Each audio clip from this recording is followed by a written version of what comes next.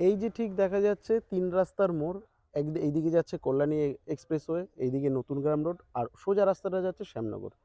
ঠিক তার একটু আগিয়ে আসলে ৬ থেকে ৭ ফুটের রাস্তা। এই রাস্তাটা থেকে আসলে এই যে জমিটা দেখা যাচ্ছে ৬ কাঠা জমি রয়েছে। এই জমিটার দাম রাখা রয়েছে পার কাঠা ৪ লক্ষ টাকা করে। মালিক রেট ৪ লক্ষ টাকা করে।